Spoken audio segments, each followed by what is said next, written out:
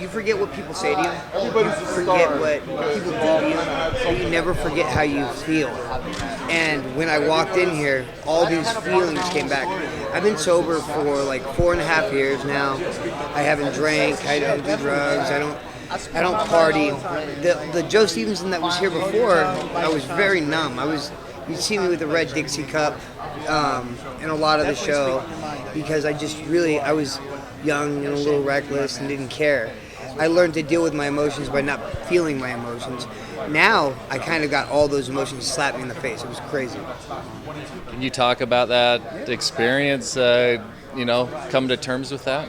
I think one of the biggest things in our life is dealing with difficulty of we are all in or all out as a fighter. We go hard. We won't start drinking because if we do, it's going to go all night. Well, I learned that I don't start drinking, period. 4.5 years now, working on my sobriety every day, one day at a time.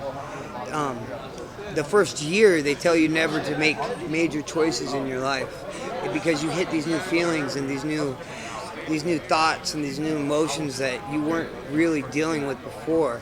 So when I hit this, it was like a rainbow of energy. There was fear, there was joy, there was excitement. There's all these different things that I was able to experience. Talking about hitting what specifically? Coming back on the show, or? Well, there's the fear of failure. There's the fear of success. There's the excitement of success and what it can do and change your life. It's only so much that you realize. You don't really realize what this all affects. The millions of people watching and becoming new fans and the old fans being reignited, what that's going to do and how that's going to now affect your every day. Getting stopped again in the grocery store, on off, like a lot more on average. So there's so much that this affects. And so much that as a parent, you have to take in consideration, I don't want my kids to be affected that way. I want them to be happy. There's any fear you can imagine, you figure how to deal with it now. Sobriety has helped me understand, everyone gets scared. It's what you do about it. Do you think that the alcohol had affected your fighting before leading up to that? Oh, for sure. Alcoholism was a big part of my life. My parents drank. My grandpa was a millionaire twice, 3 times I think, and he lost it.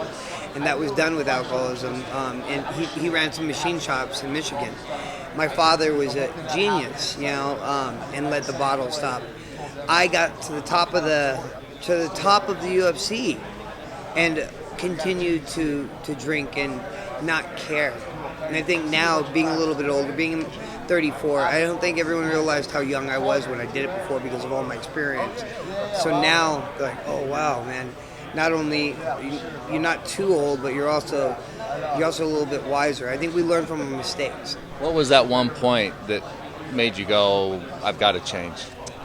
The fact that I knew I could be better, and I was sitting there telling my kids I could be better, and I'm like, hey, you got to do your best. And what type of example am I when I'm telling them one thing and doing another? So, going all in for them. So they just released, you were in Where Are They Now, and where they talk about this. So do you still feel like it's too early for a Where Are You Now episode on you? Do you still see a long future in fighting for you?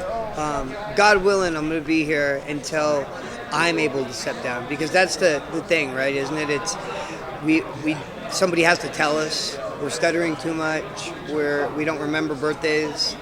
I think God willing, I'm able to hit my goal. My goal is to get 50 wins and then step away. That's my goal. And what advice would you have to other people with struggles in their life of getting over them? It's one day at a time. It's not me. I'm still an alcoholic. I just don't drink anymore, and I choose not to. I choose not to let that affect me. That way I can treat everyone with the respect they deserve. Well, we're glad you're back, excited to see you back, and we look forward to seeing you on the show. Thank you very much.